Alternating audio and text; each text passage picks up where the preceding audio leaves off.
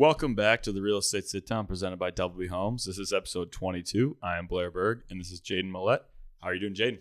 I'm doing well, Blair. How are you? I'm doing well.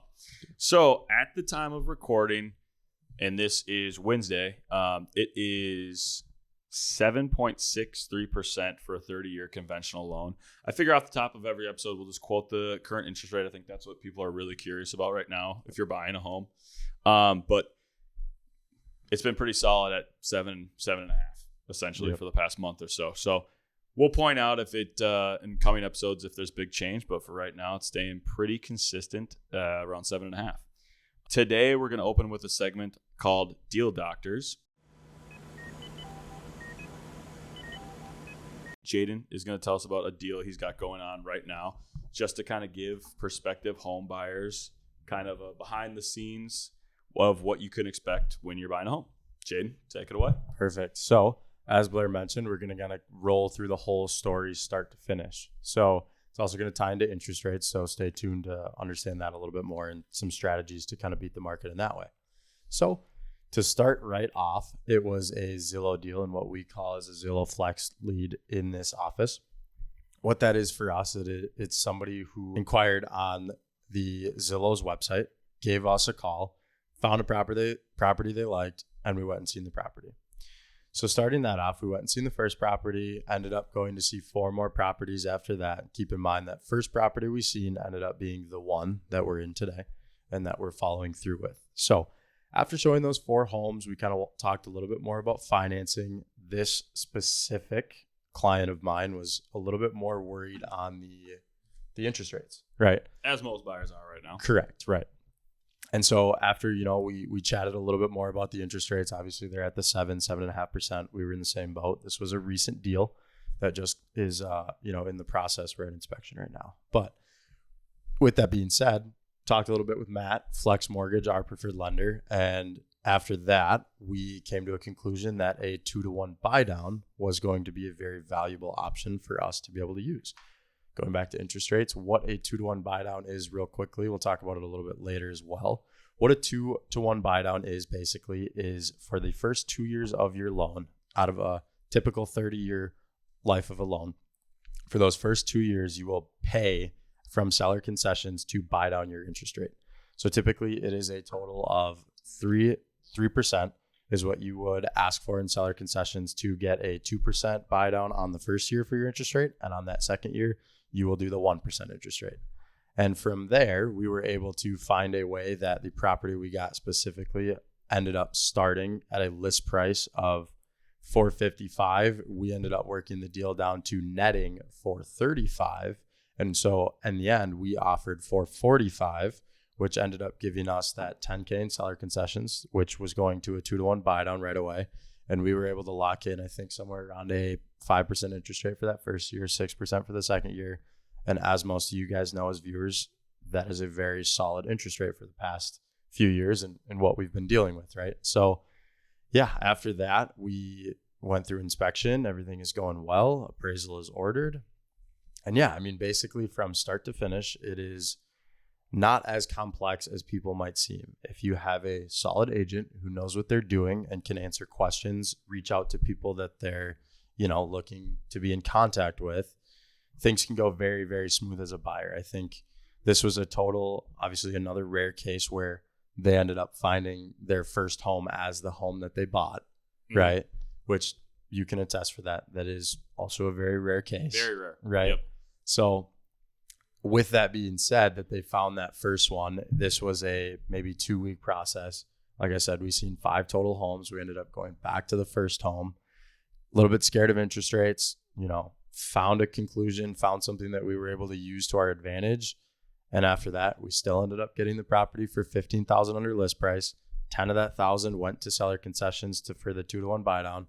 And after that, the deal was done.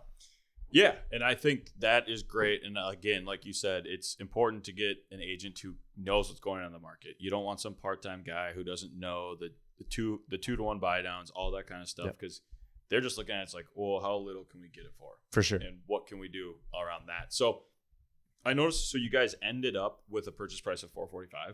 Correct. Yes. What was it originally listed at? So originally it was listed at $455. $455. or 450. My apologies. 450. So you started at 425. So I like what you did here too, because it's sometimes you have to explain. Again, you might have a listing agent who's not as familiar with all the stuff, right? And you kind of have to explain.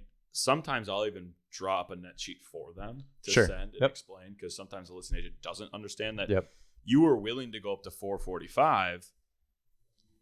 The sellers would do 435, which Correct. is 10 less than they accepted in the end. But you were willing to go up to 445 and get that 10,000 back on seller concessions. Correct. And essentially they netted the same. They netted that Correct. 435 that they were willing to accept, and you guys got an extra $10,000 in your pocket to buy that rate down. Correct. Which I think a lot of buyers right now don't understand that that's even a possibility. Right. And it's tough, because I think all the time of how can I communicate this to potential buyers when this is really only information you'll find if you seek it out. Yeah, absolutely. Because it's not like you're going to stumble onto a TikTok where they explain this entire thing in 15 seconds before you flip to the next video. Not a chance. So I do think that is important, to be working with an agent who's constantly getting trained on the programs that make home purchases possible. Sure. When in this case, they probably wouldn't have if they said, hey, we need to stick to 425 because we need to be able to buy this rate down. Yep. So that's awesome. Was this something you had brought up, the 2-to-1 buy downs right off the bat when you got their budget, when they're looking at things, or is this something that once the lender got involved, you guys started to look at more carefully? When did you bring that up? Yeah, no, and that's a great question for everybody to understand as well, because this was something that I specifically brought up as an option because I've used it previously as well in other deals. Yep. And this is something where us as agents, we have very valuable resources like Matt from Flex Mortgage, who we have in office. He's two doors down from our cubicles. Yep. And we can ask him things about the 2-1 buy down. We can also get an expert's opinion on certain situations. Mm-hmm. So this was more so something where they mentioned they were a little bit afraid of interest rates. They were not afraid to put a little more money down. They were not afraid to raise that purchase price and net the same for the sellers, but them end up paying a little extra. Yep. Mind you, just for a preface, these guys were in a little different situation. Their budget was up to 550, but they were willing to go a little bit lower just because they didn't need the space. Starting family, typical. So in that situation, I proposed the understanding of a 2-to-1 buy down, gave a little bit of a rundown, but obviously I'm not a mortgage lender, right? Yep. So this is something that a lot of agents also don't understand in this space, is that if it's not something that you're working with every day, so there's a lot of things that we're very, very knowledgeable about in the real estate world, right? Yep. But we're not the ones that are sitting there underwriting. We're not the ones that are sitting there reading about every single option there is out there as far as mortgage goes. Yep.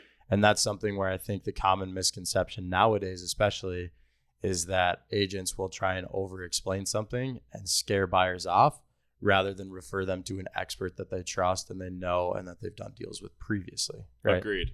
And I think anyone watching this, you'll see it's a common theme is make sure you get an agent who knows what they're doing and has like some experience, because I'll bring in a deal story to the table next week that I had a deal blow up, and I think it's because an agent on the other side wasn't great at explaining the situation to his clients. Right. So that I think is huge. And again, being able to put emotions away when you're dealing with another agent and talk through solutions instead. Yep. Because I'm sure, I mean, if this was on a 455, at first 425, and maybe you were working with a good agent, maybe they were okay with that. I know a lot of times they might be a little salty and they're like, well, I know my clients, they're not going to accept that. Yeah. But it seems like you kept it pretty cordial if they were willing to come back and counter at 435 and you got a deal done at 445. Right. They still net a good amount on that. For sure. And I completely agree with you. I think this other agent I was working with, he was experienced. He knew relatively what he was doing. Yep. He understood the space, and he knew the fact that the reason I brought it to 425 is because comps on that property, from me as an agent myself, I run the comps before I throw in an offer, recommend to our buyers. And you do that as well. We've seen it, right? Those comps came out to that 445 mark. So I, as an agent, thought they were already 10 over. So realistically, when we're thinking, okay, we don't want to try and go too low below that 5-6% of what they're asking on their list price, because that gets into that territory of like, hey, this is a complete low ball. Yeah. You're not going to accept it. It's not a serious offer. Well, right? And how long was this house on the market before you guys made an offer? So this one was on the market for, I want to say like 22 days. So there you go. I think the sweet spot in starting to lowball and kind of negotiate from there is about like 2 weeks. For sure. So if it's on for longer than 2 weeks, put in an offer. And I always say to my clients too, if they're kind of dancing around something and it's not, day one, if it's been on for a week or whatever, and they really love the house, I'll call the agent and ask, do you have any offers in hand? Yeah. Has anyone talked to you about making an offer? Because if they haven't, I say, I don't care what our offer is. Yeah. Let's put one in. Because at least now we're having the conversation. Because I know at $455, there might be some clients who their budget is up to $450. Right. So they're like, well, we can't have this one because it's over. Yep. So I say, hey, offer it that $425 right. and hope we land somewhere around $440. Right. Because the worst they can say is no. 100%. At least you open that door and you're negotiating now. Well, and that goes back to the same thing we said in the last episode. I mean, realistically, anything with a knowledgeable agent in real estate, if you are the first one with your foot in the door, you are going to be the one that is first on the line. You're going to be the one that is first talked to and first communicated to, no matter what the situation is. Whether there's another offer that comes in, whether there's renegotiated terms, whether there's counter offers in place, you are the one with their attention. You are not the one sitting waiting for somebody else to get their attention and then try and jump over them. Right. Yeah. And if your house has been sitting for 20, 25 days, I'm sure you're kind of getting a little antsy. So you're happy to just see an offer come in. Correct. So I think it's key that you, as a buyer, take advantage of that excitement over getting an offer. For sure. And start to get a deal done. Yeah. Negotiation tactics are huge. Yeah. Anything else you want to comment on that before we move on from it? Not necessarily. I would just kind of add on to what you said. Make sure you have a knowledgeable agent. Make sure you are having your agent do research. Make sure you're having your agent reach out to the other agent, like Blair said. Get to know the property. Get to know everything you're getting yourself into that's going to be disclosed. Offers, what they're willing to take. Everything under the sun that you can know about that property from your agent, the better off you are in standing. Yeah, and I think it fosters goodwill throughout the transaction in the fact that you made everybody feel like they got to win. The sellers got to net what they wanted to net. Your buyers didn't have to pay as much, and they got that concession they needed to do the buy down. So moving on, a tip to help you sell your home. I was inspired to bring this up today because I was just talking to a seller that was asking me specifically about, what should they do to sell their home and if this specific thing would be worth it. And it's painting the walls and replacing your carpet. So on the flip side, when I'm a buyer's agent, I try to caution my buyers, say, don't let bad carpet or bad paint jobs scare you away from a house because it's the cheapest things you can do to the house. Absolutely. But if I'm the listing agent, I'm saying replace your carpet and paint the walls. Because I know years ago, back when, our parents were buying houses, I think it was a very common practice to say seller is offering a $5,000 allowance to paint and carpet. Yep. But in today's world of social media, Zillow, looking at everything online, people are looking for the aesthetic in the pictures. They're not going to come look at the house if the pictures look like shit. They just aren't. So in today's game, it's all about exposure. More exposure equals more offers equals a higher price. Correct. So if you have nasty dog and cat ridden carpets and like kid smudged walls and stuff, it's not going to photograph as well. You're going to get less showings. And you're going to get less offers. You're going to get a lower purchase price. It's just a simple equation. You can offer that allowance, but people don't. It's a total vibe thing. And especially like you walk into the house, buyers want to be able to picture themselves living in that house. Yeah.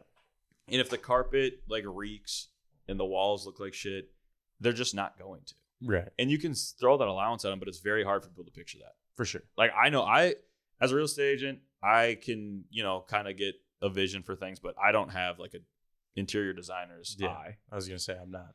And I get a lot of pushback from my sellers like, well, most times when you move into a house, the buyer wants new carpets and paint anyways. They're going to rip it out. That doesn't matter. Whatever they're going to do, it doesn't matter. Because you're still going to net more money, and they can still rip the carpet out if they want. But it still was nice enough to get them in. Right. So, I don't know. Do you have you run into this or? Yeah, I mean, plenty of times I'll have even buyers say, since primarily that's what I'm doing a lot of right now is, the buyer showings and whatnot, consultations, everything above the sun with that. They care about what they see. Yeah. Whether they want to keep it or not, they care about what they see. Well, and generally, if I'm helping investor clients and we're looking for deals on the market, I'll look for bad carpet, bad paint jobs. Right. And those will generally be on the market longer. Right. We'll get a deal on them. And also, those are probably the ones where they hired an agent who took like iPhone pictures, which that's a whole other thing. I'll get into that a different day, but that's a tough one. Hire a real photographer. If you can't spend like $500, if your agent is not willing to spend the $500 to get you good photos, that should be a problem right there. But that's discount agents for you. So that's a conversation for another day. Yeah, absolutely. We will hop right into FAQs. Common question that I'm hearing right now is the difference between a townhome and a twin home. So this is a great one, and it comes up all the time because especially when you're dealing with first-time home buyers, a twin home will pop up and they'll be like, oh, this one looks great and it's cheap. There's no HOA. Right. So that is the big difference. So twin home, townhome, where they're similar, they are a structure that they share a wall, but it's a unit on each side. Each one is owned by a different owner. So that's how they are alike. Where they're different is a twin home does not have an HOA. So picture this. You live in a side-by-side. You have shared siding. You have shared roofing. A storm hits, and now you have to decide with that separate owner, someone you might not know very well, how are you going to deal with the roofing and siding? Right. So that's where the big issue comes in. And I myself don't know if I'd ever really dabble in twin homes for that exact reason. I know some investors that do, and it's just perfectly fine. Right. But that really scares me with there not being an HOA. There's no rules or regulations on how that sort of thing should be handled. So hopefully you have a good neighbor. Yeah. Because there's no higher power to regulate. Yeah, exactly. It is an intriguing option for if it's in a nicer area, seems like the neighborhood's good. It can be an intriguing proposition for a first-time homebuyer because it is cheaper because it doesn't have the HOA. Right. I mean, $500 a month towards an HOA for a first-time homebuyer can be make or break on top of your mortgage. Absolutely. So, again, I always say with twin homes, just buyer beware. Yeah, because for sure. It might not be a pretty situation. Tell us about 2-to-1 buydowns. Absolutely. Basically, what a 2-to-1 buydown is it is a lender offered option for a mortgage. So typically where you will see this 2-to-1 buydown come in is if somebody is a little bit worried about interest rates and is in a sense willing to test the market. Typically what you'll see a lot of times with a 2-to-1 buydown, it is, I'm going to break it up into a 3-year span here. So you got your first year where you're going to buy it down a specific percentage. The second year, you're going to buy it down with typically a little bit less of a percentage, obviously depending on the market and depending what your lender is advising you to do. Yep. And then that third year, you are going to go back to your normal interest rate. However, when you go back to your normal interest rate for that entirety of that year, the typical thing that we'll see with a 2-to-1 buydown is, again, you test the market. You hope that in this 2 years, you got the good interest rate. In that third year, you will refinance. Again, what we will see on a normal conventional 30-year loan is on average, we'll see that 6% for closing costs, right? And when we're around that number, again, for an example, if you want more exact numbers, you're going to have to reach out to your lender. There's a lot of deciding factors on exactly what your closing costs are going to be, exactly what your loan amount is going to be, and exactly where you want to be with your finances in that first 3 years, right? So for example, again, this is just a disclaimer. This is not going to be your exact numbers. If you want exact numbers, go talk to your lender about a 2-to-1 buydown. get the facts, get the exact numbers on the property you're looking at, and go from there. But for example, we're going to use 6%.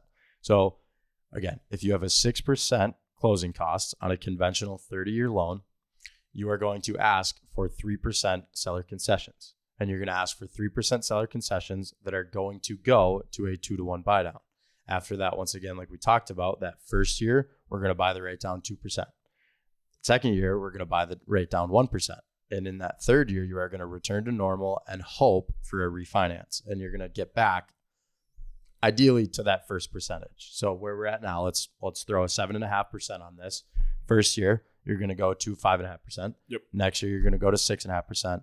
Third year, you're going to go back to a 7.5% and hope for a refinance that's somewhere around that 5.5%. Yep. And I think now is a very interesting time for 2-to-1 buy downs, because while no one can predict what the interest rate market's going to do, we are seeing that's probably going to be consistently 7s for a while. The rest of the year, probably 2024. Right. But 2025 is when experts are kind of eyeing the year for them to come back down. Sub 5. Right. High 4s, low 5s. But that's when we're kind of eyeing that to go down. So it'd be a great, that kind of puts you right there. Yeah, absolutely. So that 2025, 2026 mark, when you're looking to refinance. So right now it is a really good option. Yep. Because you think about it too, worst case scenario, you go back to that 7.5, and if rates go up, at least you're still at the 7.5. So if it goes up to like 9%, right, 7.5 looks way better than 9. That's so. Sure. And it probably should be noted too, and I don't know if you covered it, but when you're getting qualified, you're still qualifying in the 7.5. So it's not like, you're not getting qualified in a rate that you couldn't afford once it goes back to normal. Correct. Which is huge. Yes. But yeah, so just to say, you're still getting qualified in 7.5, so you can definitely afford the 5.5. Correct. But when it bumps back up, you're still going to be okay. Yeah. Yep. You have to get pre-approved for that original cap on where your lender locks your rate when you're doing your purchase agreement. And from there, then it will go down, and then we'll come back up, and it will not go up past the rate that you've locked in. Yes. Yep. No, that sounds good. Do you have anything else to add? I don't. I think that was a great informational. Thanks for watching. If you have any questions or see anything out there online that you'd like us to cover, feel free to message the Real Estate Sit Down. Please like and subscribe, and we'll see you next time.